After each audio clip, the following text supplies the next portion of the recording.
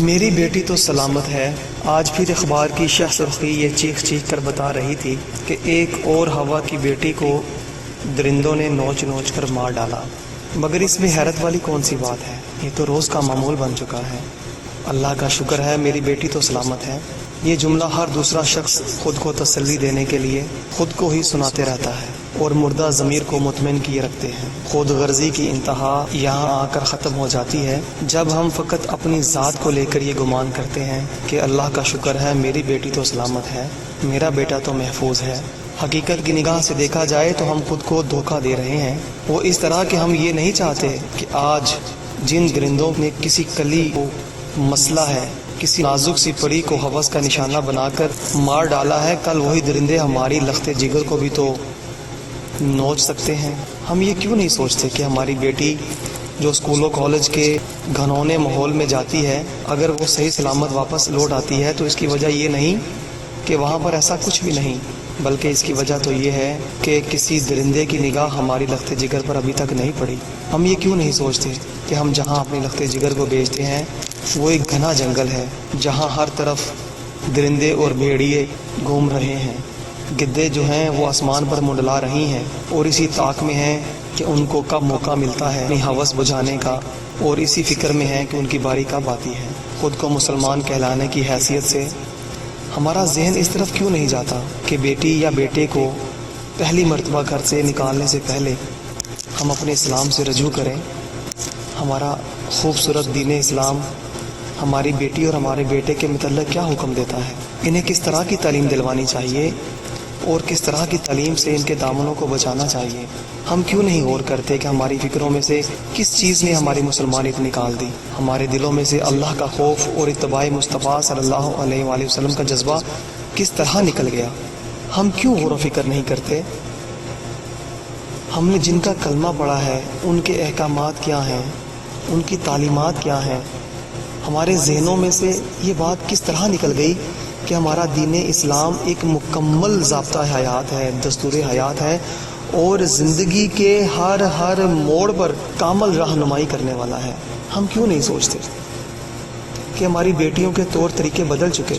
اب وہ ہمارے سامنے شرم و حیا سے عاری لباس پہن کر آتی ہیں تو ہمیں غیرت نہیں آتی، جب وہ پینٹ شرٹ پہنتی ہیں تو ہمیں شرم سے ڈوب مر جانا چاہیے تھا، مگر ہمیں ہلکی سی جنبش بھی نہیں ہوتی۔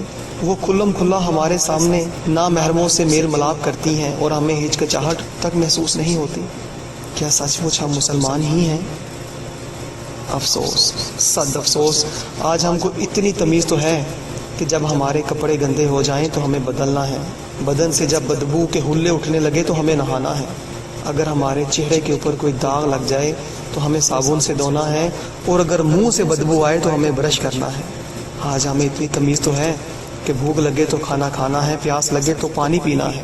الغرض اپنی ذات کو لے کر ہر شے کے متعلق کیا کرنا ہے کیا نہیں کرنا ہمیں سب علم ہے، مگر افسوس، صد افسوس، نہیں علم تو یہ نہیں علم کہ اللہ اور اللہ کے پیارے نبی صلی اللہ علیہ وآلہ وسلم کی رضا کیا ہے، اللہ اور اللہ کے پیارے نبی صلی اللہ علیہ وآلہ وسلم ہم سے کیا چاہتے ہیں، اللہ اور اللہ کے رسول صلی اللہ علیہ وآلہ وسلم کی تعلیمات کیا ہیں، احکامات کیا ہیں، ہمیں کچھ نہیں پتا۔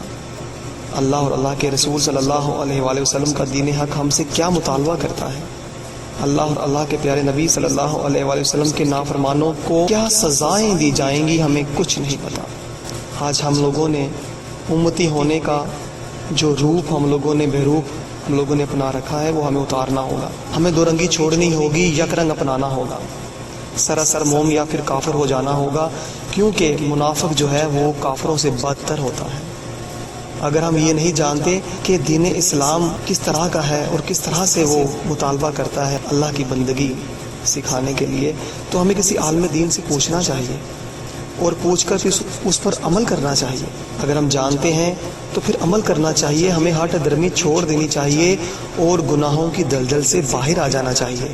ہماری بیٹی آئندہ آنے والی نسلوں کی آبیاری کرنا ہے، اس کی دین اسلام کی چادر چار دیواری کے سائے کے نیچے رکھ کر اگر ہم پرورش کریں گے تو آنے والی نسلوں میں محمد بن قاسم اور صلاح الدین ایوبی پیدا ہوں گے، ٹیپو سلطان پیدا ہوں گے۔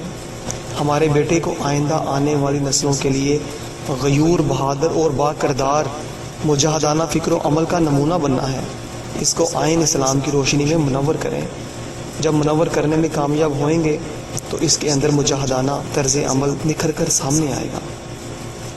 یہ حق ہے ہر اس والدین کا جس نے لا الہ الا اللہ محمد رسول اللہ پڑھا ہے، وگرنہ یاد رکھیں زبان سے کہہ بھی دیا لا الہ الا اللہ تو کیا حاصل کچھ بھی نہ ہو پائے گا۔ منافقت چھوڑنا ہوگی، دو رنگی چھوڑنا ہوگی، غفلت نیند سے اب تو ہمیں بیدار ہو ہی جانا چاہیے۔ لا الہ الا اللہ محمد رسول اللہ اگر ہم نے سچے دل سے پڑھا ہے تو پھر ہمیں سچائی کا ساتھ دینا ہوگا، پھر ہمیں باطل کے خلاف اٹھنا ہوگا اور فحاشی اور یعنی کا دروازہ ہمیشہ کے لیے بند کرنا ہوگا۔ ہمارے گھروں کے اندر جو تباہی آج ٹیلی ویژن نے مچا رکھی ہے، کیبل نیٹ ورک نے ہمارے بہنوں بیٹیوں کے اندر سے غیرت شرم و حیا کے دامن کو تار کر دیا ہے، ہمیں اسے گھر سے نکالنا ہوگا۔ اگر ہم نے سچے دل سے لا الہ الا اللہ محمد رسول اللہ پڑھا ہے تو پھر ہمیں اپنی بیٹی کو چار دیواری میں واپس لانا ہوگا۔ اگر ہم نے لا الہ الا اللہ محمد رسول اللہ پڑھا ہے تو پھر ہمیں حلال کھانا ہوگا اور حرام سے بچنا ہوگا۔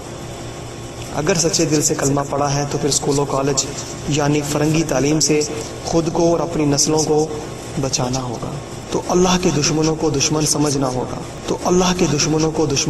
ہوگا، تو آخرت کی تیاری کرنا ہوگی۔ اگر سچے دل سے پڑھا ہے تو پھر ووٹ کا نظام انتخاب جو آج رائج ہے، جو نظام کفر نے آج تمام مسلمان ممالکوں میں رائج کر رکھا ہے، اس سے کنارہ کشی اختیار کرنا ہوگی۔ اگر سچے دل سے کلمہ پڑھا ہے تو فرنگی نظام جمہوریت کو چھوڑنا ہوگا۔ لا الہ الا اللہ محمد رسول اللہ اگر سچے دل سے پڑھا ہے تو پھر جابر سلطان کو کلمہ حق کہنے کی اپنے اندر طاقت پیدا کرنی ہوگی۔ احکام خدا کو نافذ کرنے کے لیے ہر شخص کو کوشش کرنا ہوگی۔ اگر ہم نے سچے دل سے لا الہ الا اللہ محمد رسول اللہ پڑھا ہے تو پھر ہمیں اپنی بیٹی کو شرعی پردے میں ڈھانپنا ہوگا۔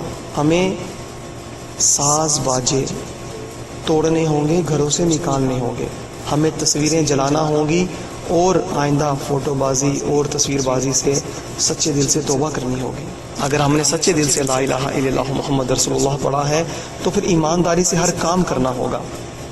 اگر سچے دل سے کلمہ پڑھا ہے تو والدین کی خدمت کرنا ہوگی، بہن بھائیوں سے پیار محبت کرنا ہوگی، رشتہ داروں سے ہمسایوں سے حسن سلوک کرنا ہوگا۔ اگر ہم نے سچے دل سے لا الہ الا اللہ محمد رسول اللہ پڑھا ہے تو معافی اور درگزر والا معاملہ ہمیں روا رکھنا ہوگا۔ اگر سچ مچ ہم نے کلمہ پڑھا ہے تو پھر جھوٹ، غیبت، لالچ اور حسد چھوڑنا ہوگی۔ اگر واقعی ہی ہم لوگوں نے نبی کریم صلی اللہ علیہ وآلہ وسلم کا کلمہ دل سے پڑھا ہے تو پھر ہمیں ملاوٹ، دھوکہ فریب اور ایمانداری اور بے ایمانی سے ہمیں دامن بچا کر ایمانداری کے ساتھ جوڑنا ہوگا۔ اگر واقعتاً ہی ہم لوگوں نے لا الہ الا اللہ محمد رسول اللہ کلمہ پڑھا ہے تو پھر ہمیں نظام مصطفیٰ صلی اللہ علیہ وآلہ وسلم کے نفاذ کے لیے ہر شخص کو ہر ممکن کوشش کرنا ہوگی۔ اگر واقعتاً ہی ہم لوگوں نے سچے دل سے کلمہ پڑھا ہے تو پھر پرچم اسلام کو بلند کرنا ہوگا۔ اگر سچے دل سے کلمہ پڑھا ہے تو پھر ہر کام سے پہلے ہمیں شریعت مصطفیٰ صلی اللہ علیہ وآلہ وسلم سے رہنمائی لینا ہوگی۔ اگر ایسا ہم نہیں کر سکتے ہیں، اگر ہم ایسا نہیں کر سکتے تو پھر لا الہ الا اللہ محمد رسول اللہ کہنا ہمیں چھوڑ دینا چاہیے۔ کیونکہ اس طرح ہم اپنے اسلام کو بدنام کر رہے ہیں، کیونکہ اسلام منافقوں اور بغیرتوں کا مذہب نہیں۔